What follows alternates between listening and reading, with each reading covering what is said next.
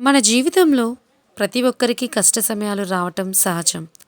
కానీ ఆ సమయంలో పిరికివానిలా వెనక్కి తగ్గడం కన్నా ధైర్యంగా ఒక అడుగు ముందుకు వేయటం మంచిది.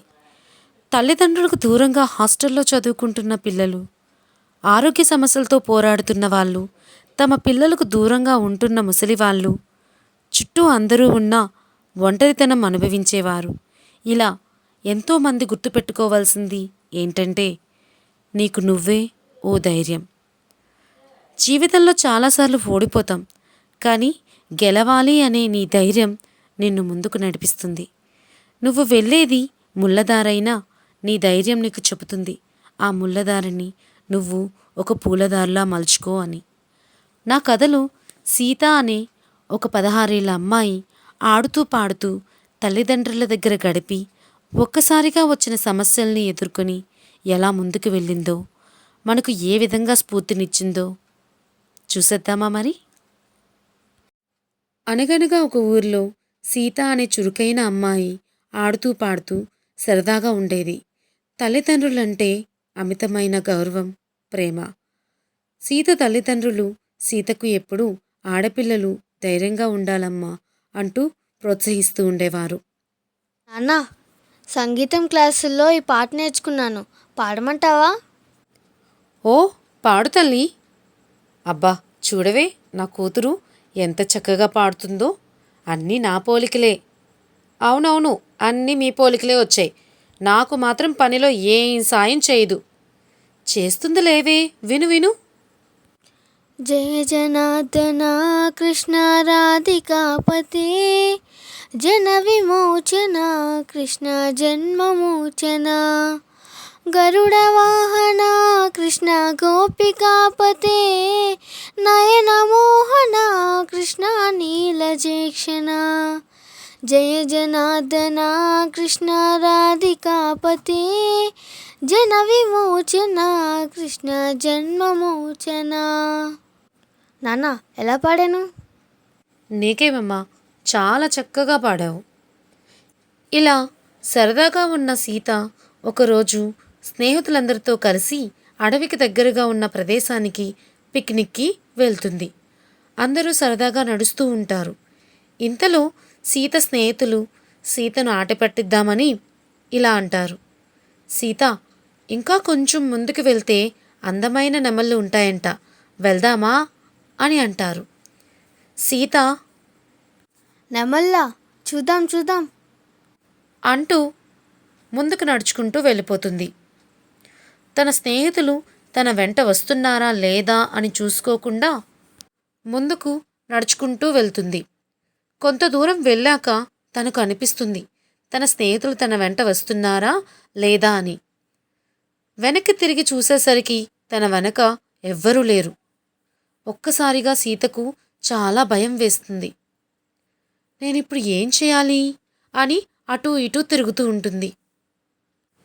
కానీ సీతకు తెలీదు తను ఎటు నుంచి వచ్చిందో, ఎలా వెళ్ళాలో సీతకు అసలు ఏమీ తెలియటం లేదు. అలా చాలా దూరం నడుస్తూనే ఉంటుంది. ఎంతకు రోడ్డు కనిపించదు. పక్షుల అరుపులు, చుట్టూ దట్టమైన చెట్లు, ఇంకా చీకటి కూడా పడుతుంది. ఆ వెన్నెల కాంతి వలన తను వెళ్తున్న మార్గం కొంచెంగా కనిపిస్తూ ఉంటుంది. సీతకు తన అమ్మా నాన్నలు గుర్తొస్తారు. వాళ్ళని తలుచుకొని ఒక్కసారిగా గట్టిగా ఏడవాలనుకుంటుంది.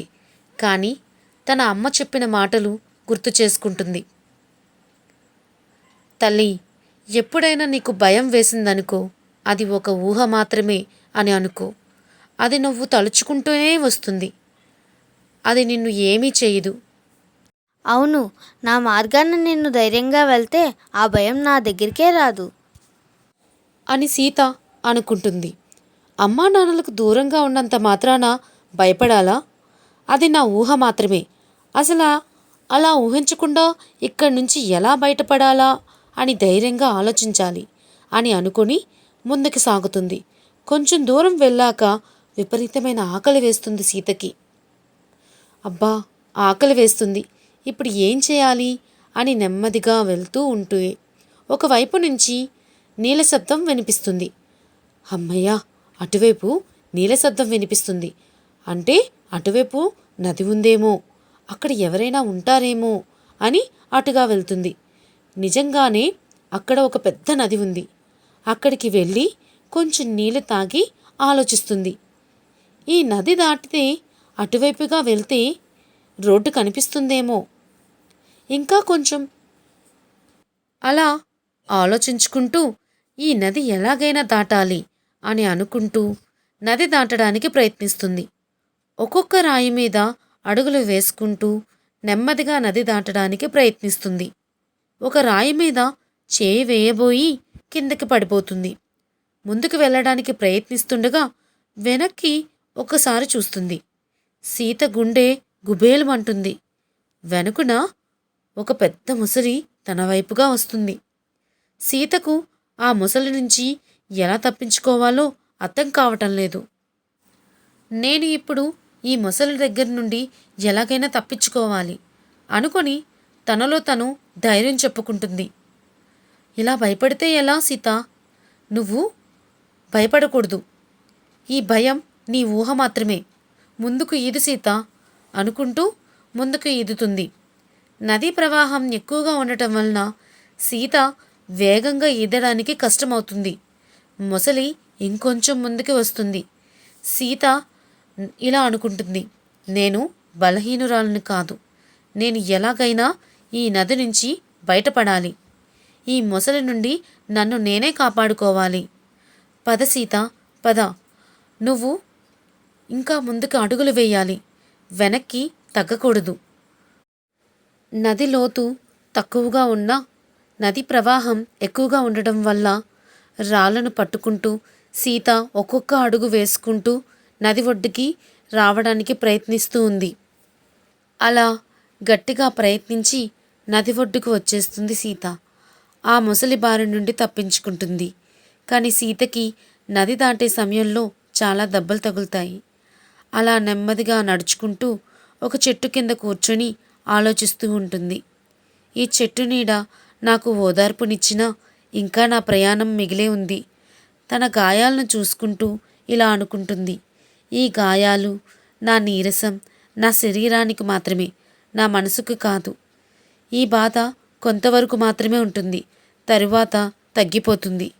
ఇంత దూరం వచ్చాను, ఇక నేను వెనక్కి వెళ్ళకూడదు. నాకొచ్చిన ఈ కష్టం నన్నింకా బలంగా మారుస్తుంది. నేనిప్పుడు బలహీనంగా ఉన్నాను, కానీ ఈ అడవిని దాటి నా గమ్యాన్ని చేరుకుంటే నా బలం ఏంటో నాకు తెలుస్తుంది. నా నడక నెమ్మదిగా ఉన్నా పర్వాలేదు, కానీ నేను నా నడక ఆపకూడదు, ముందుకు సాగాలి అనుకుంటూ ఉండగా దగ్గరలో ఒక చెట్టు కొమ్మపై వాలిన ఒక చిన్న పక్షిని చూస్తూ ఉంటుంది. దాని కాలికి చిన్న గాయం ఉంది. అది అయినా లెక్క చేయకుండా ఎగరడానికి ప్రయత్నిస్తుంది. సీత తన మనసులో ఇలా అనుకుంటుంది, ఆ పక్షిలాగా నాకు రెక్కలు లేవు, కానీ నేను ముందుకు వెళ్ళాలి అనే నా సంకల్పం నన్ను ఖచ్చితంగా ముందుకు నడిపిస్తుంది అనుకుంటూ బలవంతంగా లేచి ముందుకు నడుస్తుంది. అలా కొంత దూరం నడుస్తూ ఉండగా తెల్లవారుజామవుతుంది. కొంతమంది మనుషులు మాటలు వినిపిస్తాయి. ఇక సీత ఆగకుండా తన దెబ్బలను పట్టించుకోకుండా ఇప్పటి వరకు బలహీనంగా ఉన్న తన శరీరానికి ఉత్సాహాన్ని తీసుకువచ్చి తను తన గమ్యాన్ని చేరుకుంటున్నాననే ఆనందంతో ముందుకు పరిగెడుతుంది. సీత తన మనసులో ఇలా అనుకుంటుంది, ఆగకు సీత ఆగకు, ముందుకు పరిగెత్తు. నువ్వు పడ్డ కష్టాలన్నీ నీ పరుగు నీ నవ్వుతోనే మర్చిపోవాలి. నువ్వే నీ ధైర్యం, నీకు నువ్వే ఓ మార్గం అని అనుకుంటూ ముందుకు పరిగెడుతుంది. ఈ ప్రపంచంలో మనం ఒంటరి అయినా మన ధైర్యం మనతోనే ఉంటుంది. ఒంటరి అనే భావన పెట్టుకోవద్దు, ఎందుకంటే నీ నీడ నీతోనే ఉంటుంది, నీ బలం నీ మనసులోనే ఉంటుంది. గమ్యం చేరుకోవాలి అనే నీ సంకల్పం గట్టిగా ఉన్నప్పుడు వెనక్కి అడుగు వేయొద్దు, నిన్ను నువ్వే నమ్ముకోవాలి. ఈ కథ గురించి మీరేమనుకుంటున్నారో నాకు కామెంట్ చేయండి. మీకు ఈ కథ నచ్చితే లైక్, షేర్ అండ్ సబ్స్క్రైబ్ చేయండి.